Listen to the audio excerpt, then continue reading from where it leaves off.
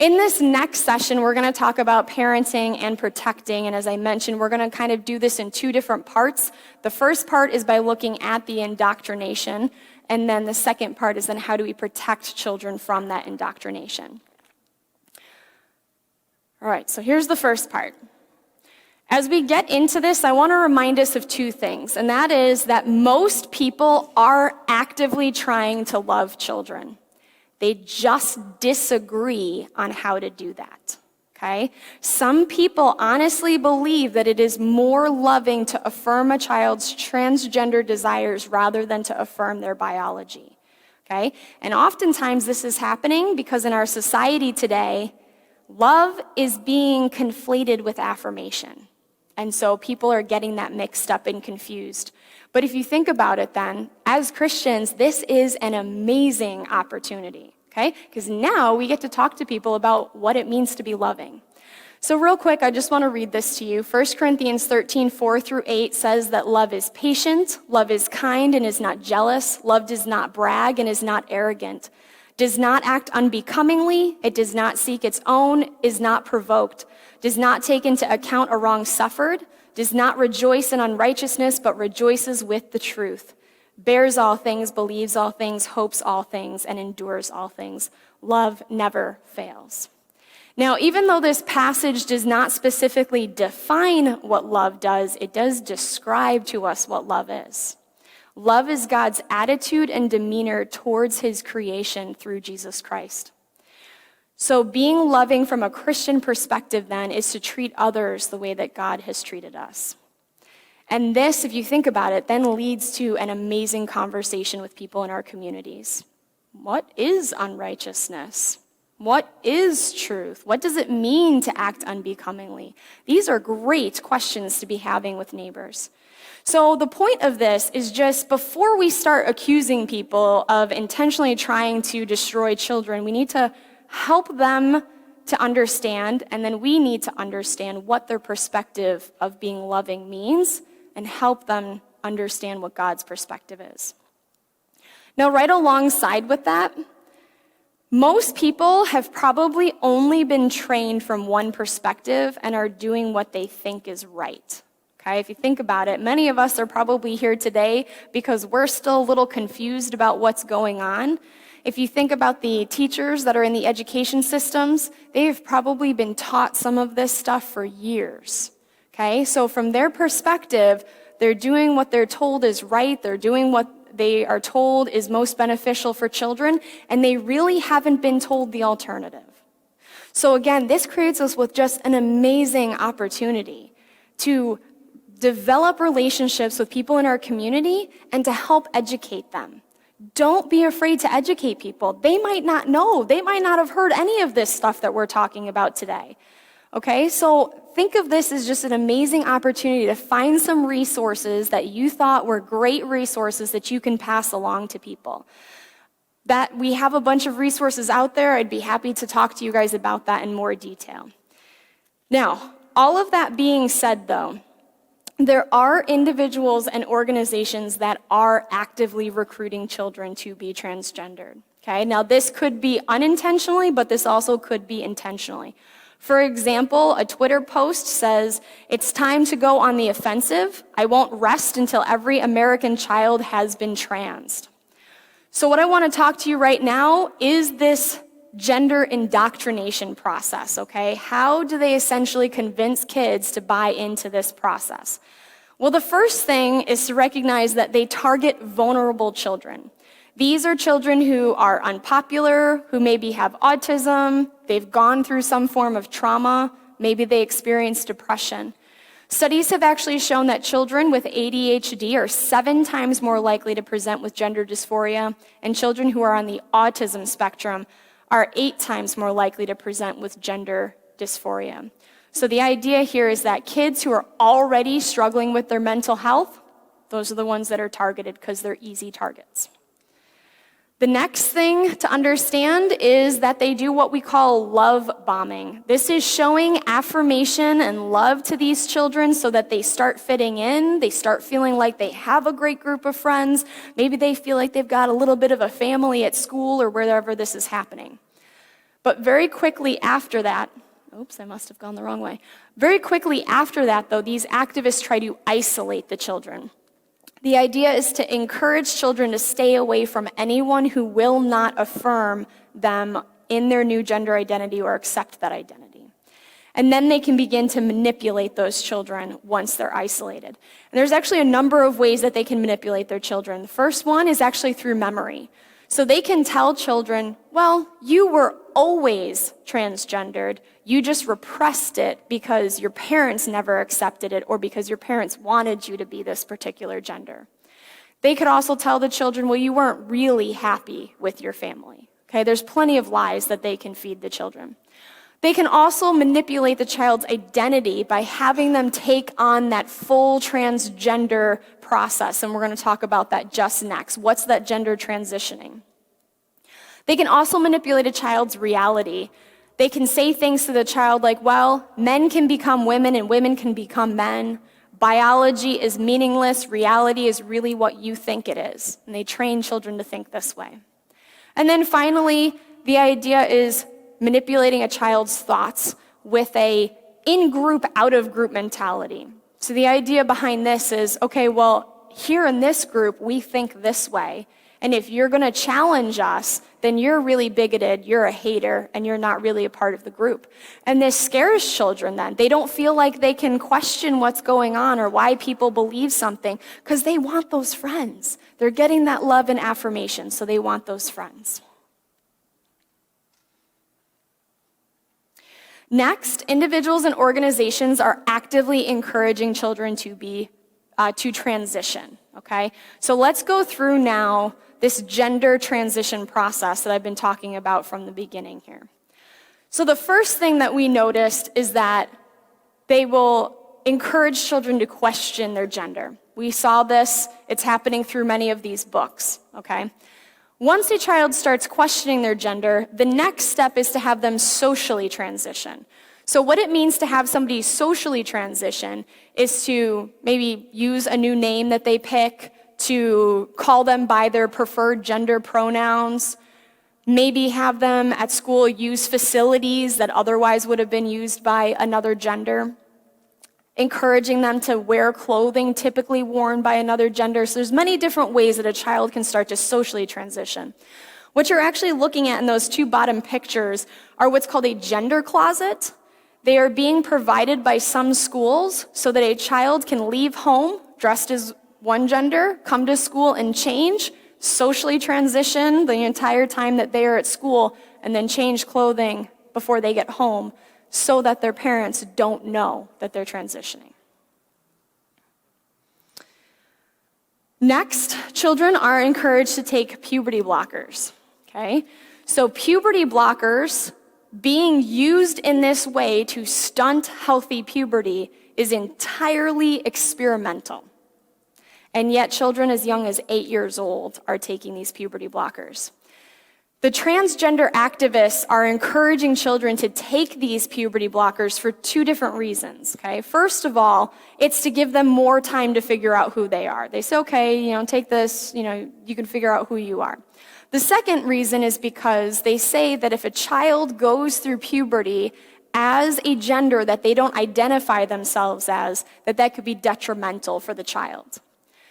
The problem with giving a child puberty blockers is that it affects our overall physical development, especially our brain and bone development. So what they're actually finding is that these puberty blockers are decreasing brain development within children. It also can cause an increase in the likelihood that those children will develop osteoporosis. They're also seeing that children have a decreased self-esteem when they get on these puberty blockers because they're watching all of their peers grow up and look more mature like adults, and yet they look very childlike. And then this can lead to an increased depression and suicide. Please catch this statement, okay? Almost all of the children who get on puberty blockers go on to take cross-sex hormones, okay? Almost all of the children who start taking puberty blockers go on to take cross-sex hormones. Those medications, in conjunction with each other, will sterilize the child. okay? Children as young as 13 are taking cross-sex hormones. These children are too young to purchase alcohol. They are too young to drive. They are too young to buy lottery tickets. And yet they're being encouraged to take life-altering medications based on their self-diagnosis of their gender. And then finally, children are encouraged to get sex reassignment surgeries. So if you remember, at a very young age, children are being taught that your sex was assigned to you at birth, so it could be reassigned at any time. Girls as young as 12 are having double mastectomies, and boys as young as 17 are getting healthy genitalia removed. All of this is being pushed because of the idea then that if you don't affirm a child in their new gender identity, they will commit suicide. That's what these activists are telling parents and professionals, okay? This is not necessarily true. There are actually studies that have shown that if you do not affirm a child in their new gender identity, but you affirm them as their biological sex, then 80 to 98% of those children that had that confusion and struggled, they will actually feel comfortable as their biological sex by the time they are an adult. Studies have also showed that individuals who have had sex reassignment surgery are nearly 20 times more likely to commit suicide than the general population, and this is in largely transgender affirming communities. So, people often claim, well, kids are committing suicide because they're not being affirmed. Well, if you go look at those societies where they are being affirmed, what's happening? They're still 20 times more likely to commit suicide, okay?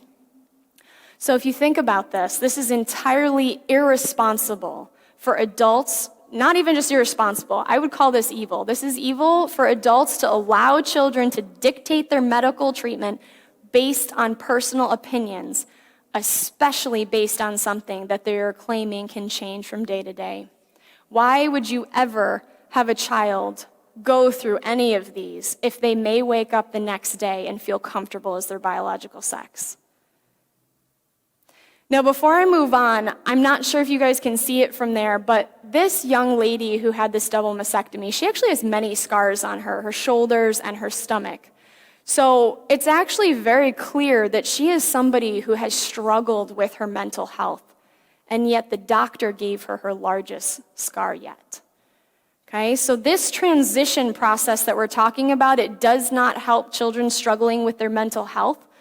Instead of receiving the mental health support that they need, they're just being affirmed in that confusion.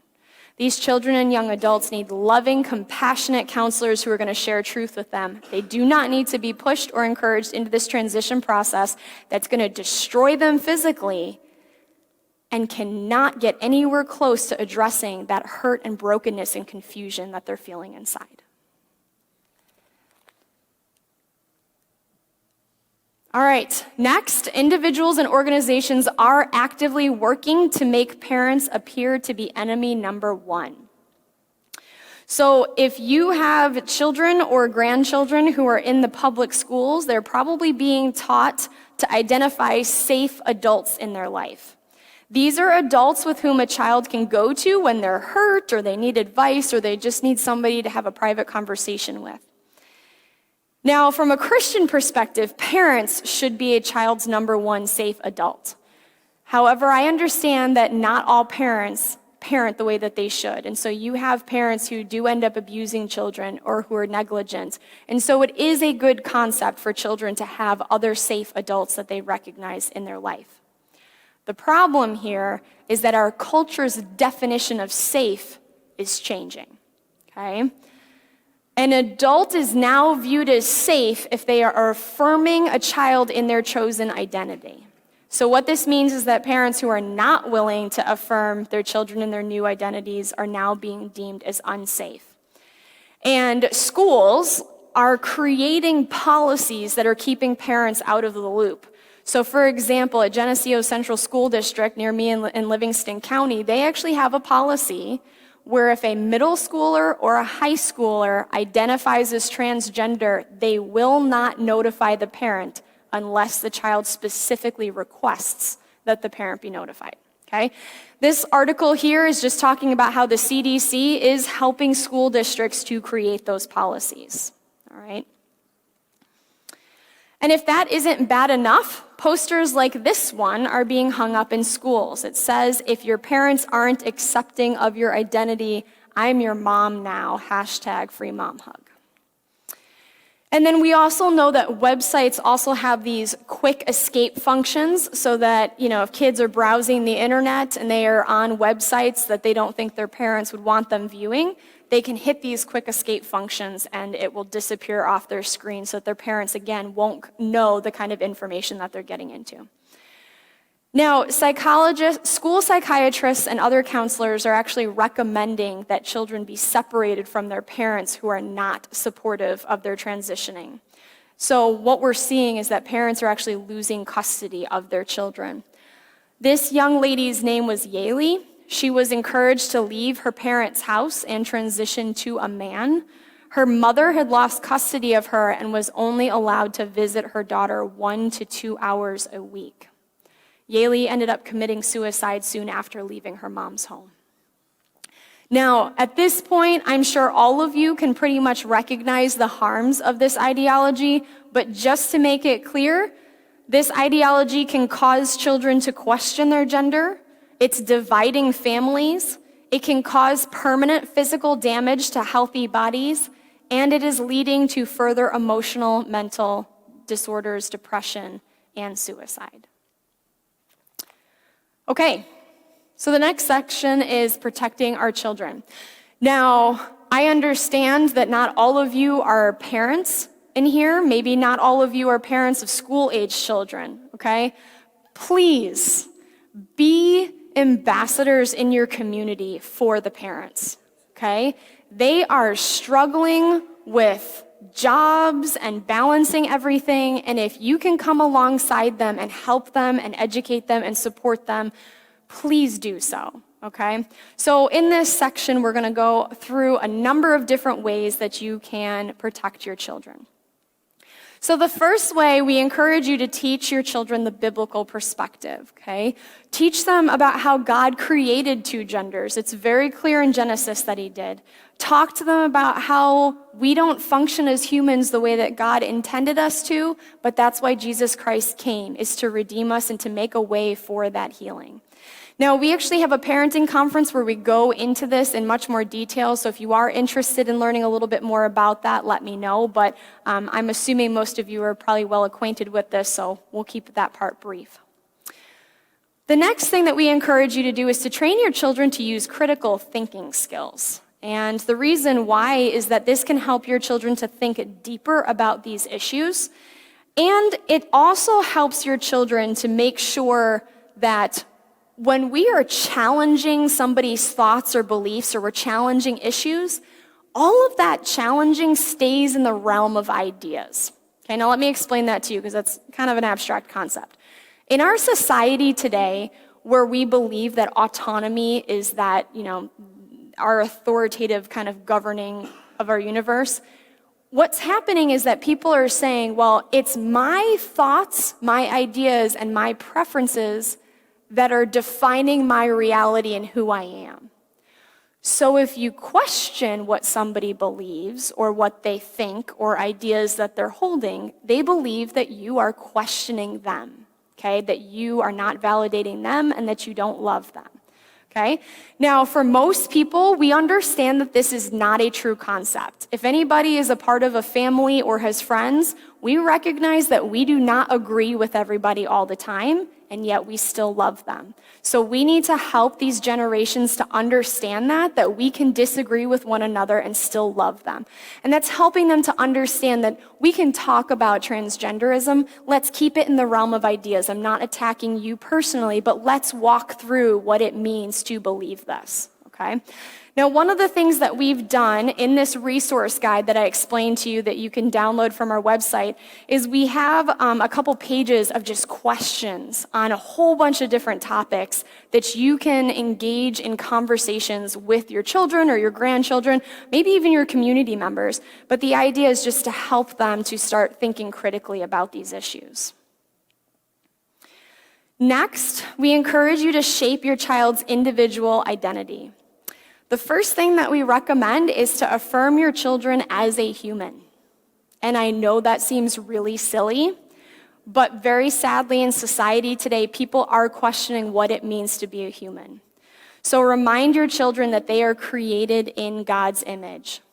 If we can help them to understand that, that anchors them in the value of humanity. It helps them to see a human being valued correctly. Because what happens otherwise? If we're not anchored that we're created in God's image, we either try to be God, right, with our will and preferences determining reality, or we end up having a tendency to devalue humanity. Well, we're just a bunch of matter that can be manipulated or destroyed, right? So helping them to see that they are created in God's image is important.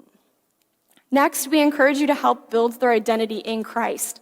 Talk to them about being a child of God. When a person sees themselves as a son or daughter of the Most High God, they're less tempted to try to create their own identity, okay? Because they're not going to come up with anything better or cooler than that, right? So the idea is to remind them that when we struggle or when we sin, we can approach God as our Father. Jesus did not come into this world to condemn us. He came to save us. And many people today are missing that message. We encourage you to affirm your children as male or female, meaning affirm them in their biological sex. Reinforce that your child's biology is an integral part of who they are. God has a plan and a purpose for their life as a male or a female. Remind them that our preferences do not make us male or female. So you know what? It's okay if a guy thinks pink is kind of cool, and it's okay if girls like football, okay? I used to ride motorcycles. It's just, you have preferences. You think things are cool. That does not make me a boy, and it doesn't make other people a girl just because of their preferences. Teach them to respect and protect their bodies. We can do this from a very young age, teaching our children to name body parts to keep their bodies healthy. Help to teach your children about your role as a parent then, to educate them about these things and help protect them. You can talk to them about inappropriate touches and how to say no, okay? Helping them to realize that their body is important.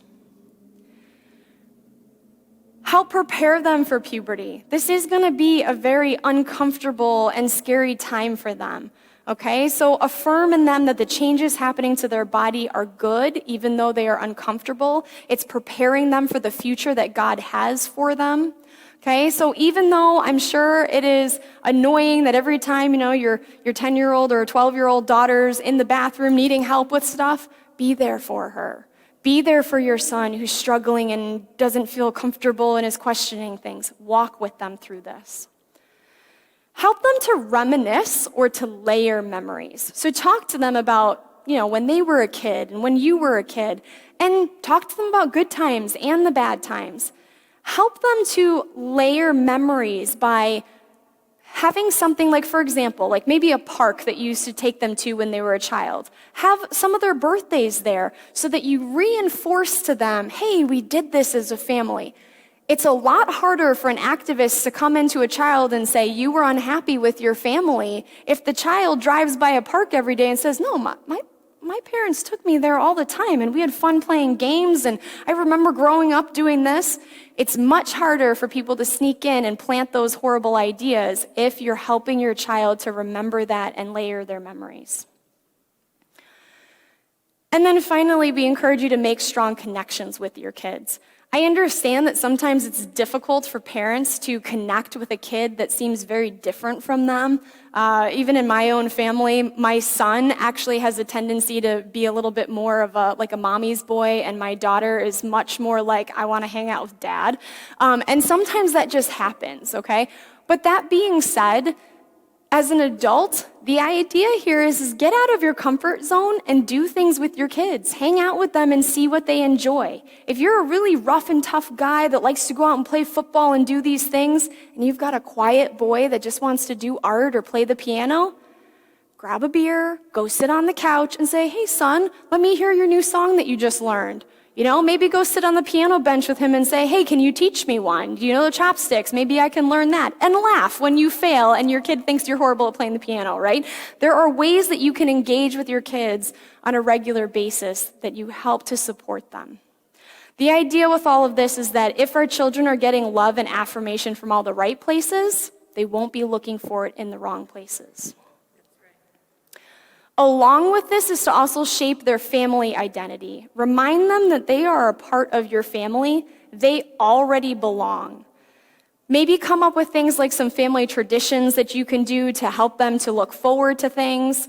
Come up with family holidays that just you as a family do.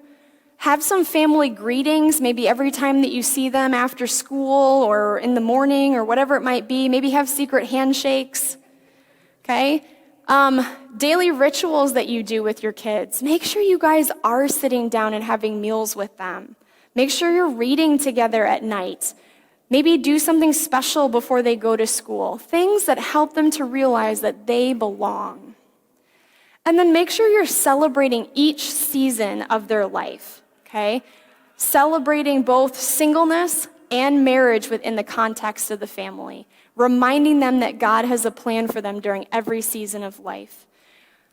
This is teaching your kids that they don't need to be labeled to be a part of something. They already belong and they are already unconditionally loved. Okay, the next thing that we recommend is that you vet all adults, all right? This would include everybody that's probably going to be having some influence over your children. So, teachers, nurses, doctors, pediatricians, specialists, counselors, mentors, youth leaders, pastors, the list can go on, okay? Here's what we recommend that you talk to them about. First of all, ask them their perspective. What do they believe about gender and sexuality? Then, ask them, is there ever a time that you're going to be alone with my child? When would that happen? And is there any form of accountability so that nothing happens? You guys can't accuse each other of anything. You aren't tempted to say something inappropriate to them. Ask them when and how you will be notified about important issues that they talk to your children about. And then ask them, when aren't you going to notify me if you talk to my kids about these topics? This is jumping ahead of me, okay? Then ask them what information is going to be directly given to your child. And I'm thinking in this case like school nurses, okay? They probably have information about puberty blockers and cross-sex hormones. Could they ever give that to your child? If so, grab all that information and get it ahead of time so that you know what they could potentially be giving to your children. And then finally, share your religious beliefs and values. Ask if those beliefs and values are going to be respected and how that's going to be respected. And then try to put this in writing. So if it's with any doctors or nurses or counselors or things like that, if they're good, they're going to put all that stuff right in your child's record. So make sure you make that clear with them. Now, the idea of this is not to interrogate individuals, okay? The idea is to help build those relationships with them. They are pouring into your child's life and influencing your child, so be a part of that relationship. Along with this is to train your children to identify as unsafe adults. Okay, so I'm going to run through a few of just real quick warning flags that you can train your children to see. First of all, any kind of inappropriate touching, kids should know, nope, this is an unsafe adult. The same thing if that individual is trying to keep secrets with them away from family or parents, okay? Another warning flag, unsafe adults. If that individual starts to talk negatively about the parent or siblings or the family, again, teach your kid that that's an unsafe adult. If that adult tries to push them into something without encouraging the child to speak to the parents, again, warning flags should be going off in your child's head. Help your child to discern which questions to answer and which questions to keep private.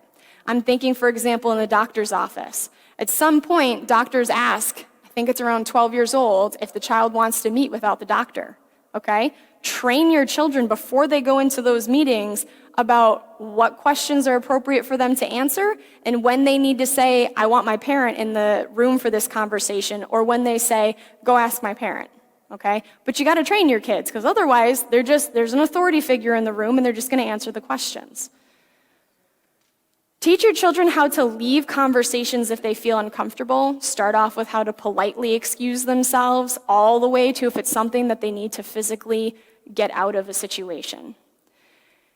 Talk to them about who are their safe adults. How do your child know that this person's a safe adult? Oftentimes, children are very confused. Unsafe adults are the ones that usually butter up to children. They give them candy, they affirm them, okay? Make them feel really good and loved and special. So help your child to recognize when somebody is an unsafe adult and when they are a safe adult. And then talk to your children about your role as the parent, that you are the primary protector of them, and that you cannot help them if you don't know what kind of conversations you're having with others, okay? Now, maybe, though, your child struggles to trust you. I'll just share this really quick. So, honestly, I think our school system that we have today, it teaches our kids a weird concept of authority, okay? When my daughter was really little, I tried homeschooling her like in preschool, and she's a very independent, minded child. And so I ended up sticking her in a Christian school for a year. 1 month into that Christian school, I said something, and she came home and she said, well, that's not true, because my teacher said that it's not true. And I'm thinking, and she said to me, she actually had said, and my teacher knows more than you and daddy. I mean, this is coming from a Christian school. She just automatically had this concept that that teacher is the authority above all else. And so it's really interesting that this happens. I've heard several other stories from parents where their kids have had the exact same understanding of authority, that it gets twisted. So if you don't teach your children that you are the authority and that it's your job and responsibility to protect them and to nurture them and help them grow up, they're going to be looking to somebody else for the authority, not you. Now, part of this, though, I understand as a parent, I fail a lot of times, okay? And it's important to understand that our kids, the way that we respond to our children directly affects their willingness to trust us and to see us as that authority. And this happens when your kids are young, okay? If your kids throw your keys in the toilet bowl and you freak out, they're going to know, okay, mommy or daddy freak out when I do something wrong. They're going to learn that so that when they're older, and they decide that they might want to transition or they get a kid pregnant, they're going to know mommy and daddy are going to freak out when this happens, okay? And they'll be less likely to share that with you. So the thing that I want to end with this session, and I know this has been really long, so hang on there with me for just a couple minutes, we're almost done with this, is how to respond with compassion to your children.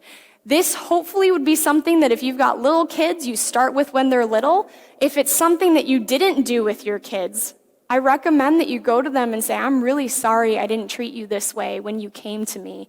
I'm learning this stuff. Please help me as we walk through this together. But the first thing is to humble yourself, okay? We are all sinners, and our kids see our failures firsthand, okay? So we need to make sure that we are a living example of being humble and of repenting. The next thing is to listen to your children. Listen to them very carefully and remind yourself as you listen that we are all broken and we are all sinners. You and your children are no different. So no matter what they're coming to you and saying that they've done or what they're struggling with or what they're thinking of doing, okay, you've probably done something similar. Maybe you've done something worse. Then the way that you respond, the first thing that we should do as parents is to thank our children for admitting what they've done or for admitting that they're struggling with something and for coming to talk to us. Acknowledge that it was not easy for them to come and talk to you and that you are very proud of them for sharing that with you.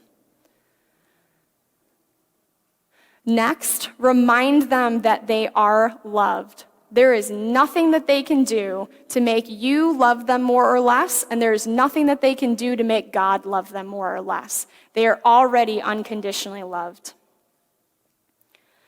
Remind them that our choices have consequences. In the case where a child is young, if they've directly disobeyed something that you've asked them to do or not to do, Talk through them with what is the punishment? What are the consequences with this? If it's a kid who's older and they're struggling with their gender, talk to them about the process. What's going to happen if you get on puberty blockers? What's going to happen if you take cross-sex hormones? Help them to think through that whole process that our choices have consequences. And then remind them that God forgives us. God forgives us through Jesus Christ and that sacrifice that he made. And encourage your children to confess to God and to ask God for that forgiveness, maybe for the wholeness if they're feeling broken or for that healing. And then pray with them. Have them pray. Make sure you're praying with them. Be praying for them. And then follow up with them. If there is supposed to be some kind of punishment, make sure you follow through with that. If your kid is struggling with something, walk with them. Check in with them several times a day or every day. Help them to see that you are with them, you love them, and you will walk through this with them. Okay, so let's summarize this. Most people are actively trying to love their children. They just disagree on how to do that. Most people have probably only been trained from one perspective and are doing what they think is right. Oh, that's interesting. This looks different than my notes. Individuals and organizations are actively recruiting children to be transgendered, encouraging children to transition, and they are working to make parents appear to be enemy number one. Oh, I'm sorry, that's why. And then just how we protect children, teaching your children the biblical perspective and to think critically, to shape your child's individual identity and their identity as part of your family. Make sure that you are talking to the adults in their lives and training your children to identify unsafe adults, responding with compassion when your child is struggling.